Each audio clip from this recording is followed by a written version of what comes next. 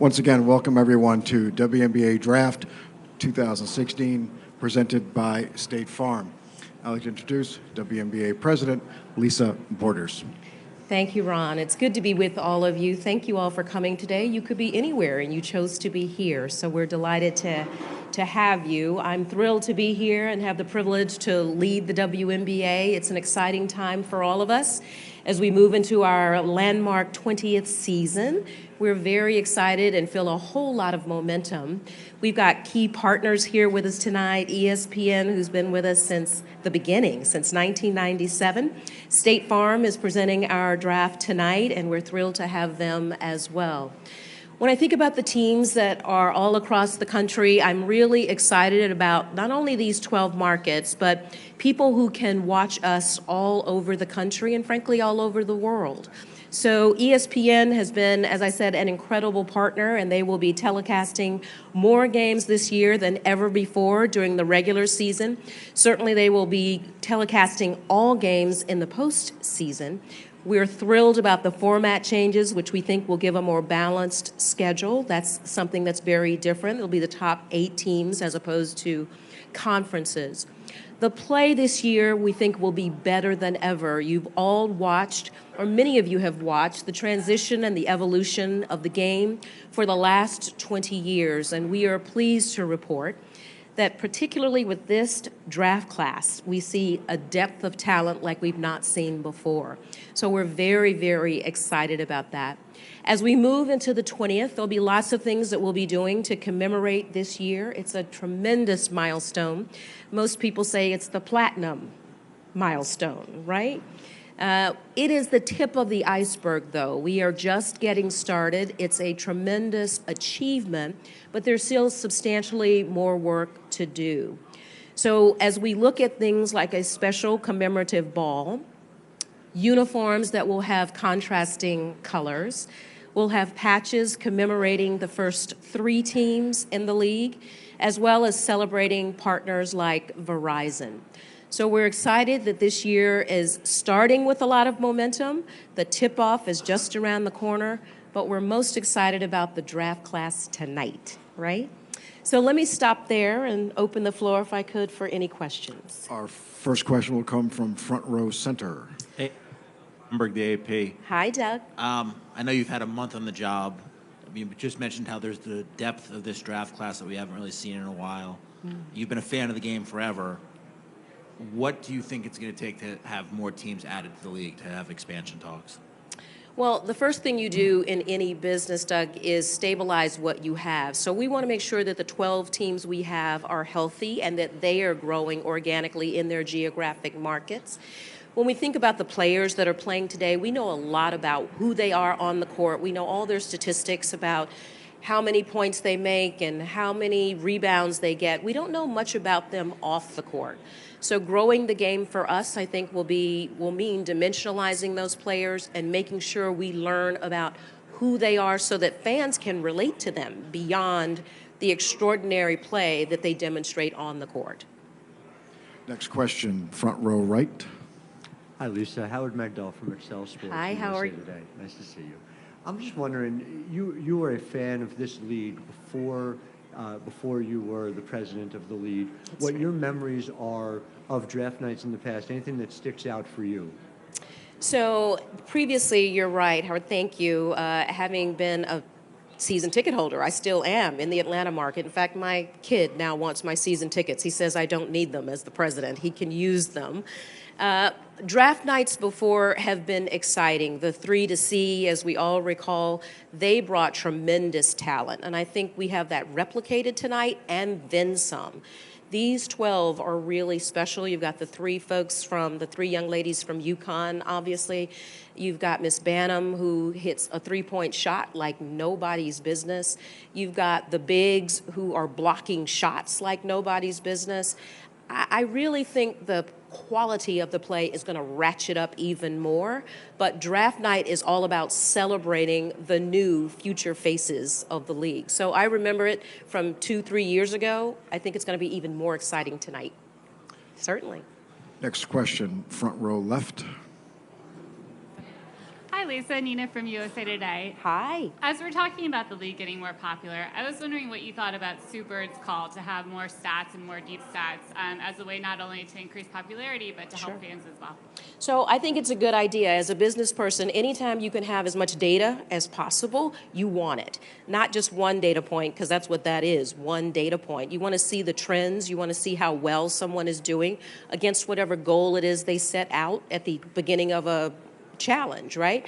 So I think it's a good idea. It's going to take some time and take some work, but I'm with Sue on this. Like, what kind of work is that? So you're going to need some additional technology, some additional infrastructure is what you're going to need. We're headed in the right direction. We've got the concept first, now we have the execution. Certainly. Our next question, center, third row. Yeah. Good evening. My name is Erica from MyW Sports. Hi, Erica. Hello, how are you? Great. Wonderful. My question to you is, we're obviously celebrating a historic season, Yes. but as someone coming in new at the helm, how do you balance between the celebratory, being able to really uplift the history, but also move forward? There has been a lot of conversations about women's sports in general not being able to generate revenue, even though they have an amazing talent pool either on the field or in this case on the court. So how do you balance the expectations while also uplifting the history? Sure. I don't think the two things are mutually exclusive necessarily. When you think about, or when I think about, celebrating the history, they say the best way to predict the future is to create it. But you need to understand your history so you can understand what has worked in the past. I think the quality of the game has really worked, but having folks come into the arena that aren't already committed fans, those who are casual fans and those who are curious are the ones that we really got to go after. The committed ones are there, like me. I'm the one that stood on the sidelines at Atlanta and cheered like a crazy person, right, through all of those games. But at the end of the day, it's the middle bucket and that third bucket of people that we've really got to go after.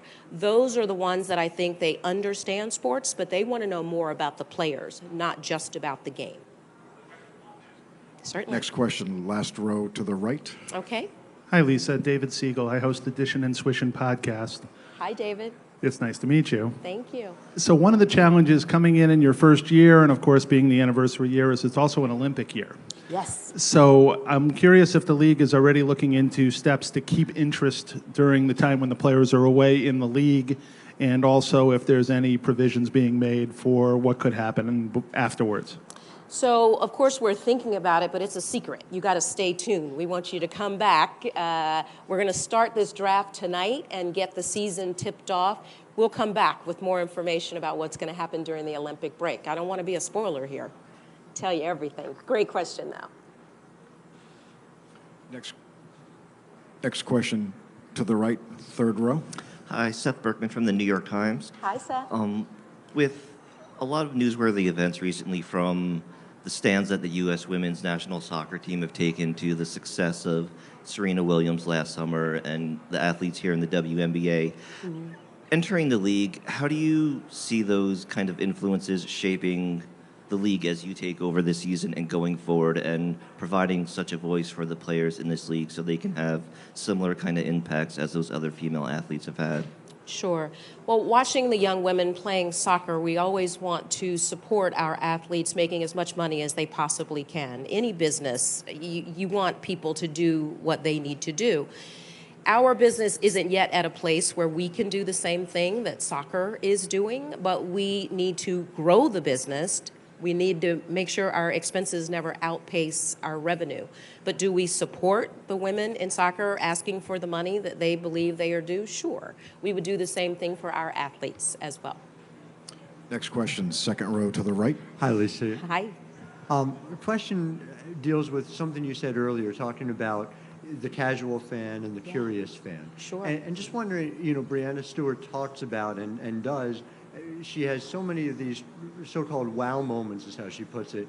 Do you think that is, leaving aside her skill, something of particular use to the league and being able to market her, just in this era of social media where small wow moments are the thing that drives so much interest? Absolutely. So social media clearly has democratized who can bring what to wide appeal, right? So anything that we can do with social media, or that Brianna can do, or that her team will ultimately be able to do to uplift her wow moments, or anybody else's wow moments for that matter, will draw tremendous awareness to the WNBA, to women's sports and basketball in particular. So that's helpful. We've got our traditional channels like yourself, institutional media, and then we've got however many fans have an iPhone, and that's everybody these days, right? Certainly. Next question, standing to the right rear. Sure. John Altavilla from the Hartford Courant. Hi, John. When you were deciding whether or not to take the job, I'm wondering what you thought your greatest challenge would be when you came into it. So when I was thinking about taking this job, the greatest challenge I anticipated was exactly what I've seen. It's growing the game, growing interest in the game. There are many people who seem to have an opinion, but I would suggest and submit it's not necessarily an informed opinion. When I ask folks if they've ever seen the game that are sometimes critical, they've never been to a game, they haven't watched it on ESPN, they haven't streamed it on their computer. So getting folks to understand what the product is, I think requires them seeing it and experiencing it. So whether it's in the 12 markets where our teams are today, or watching it on TV or watching it on a device, I think will be incredibly helpful. But that's the greatest challenge. Fundamentally, it's a business, and it needs to be grown.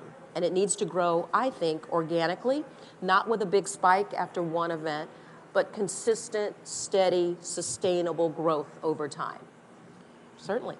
Next question, standing to the rear left. Okay. Hi, my name is Lorena. I'm from Beyond the W. Congratulations on getting the position, by the way. This year with the Olympics, I see that we all see that there's probably not going to be there's probably not going to be like a formal All-Star game. Correct. So next year, I want to know, are there any plans in the future to expand the All-Star game from a game to like a weekend and to have more festivities for the fans? Wow, you want to have a party? Yeah, pretty much. Sure. Once again, the All-Star Game is a wonderful thing. Obviously, we're not going to do it this year because of the Olympics.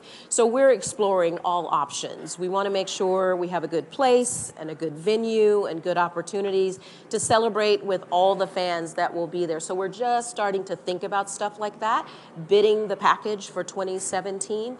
It literally went out a week ago, if I'm not mistaken. So stay tuned. Next question, second row center. Yes. Hi, Lisa Mel Greenberg. Hi, Mel. So when you were a fan, you may have had different ideas that you weren't privy to in terms of the league, et cetera.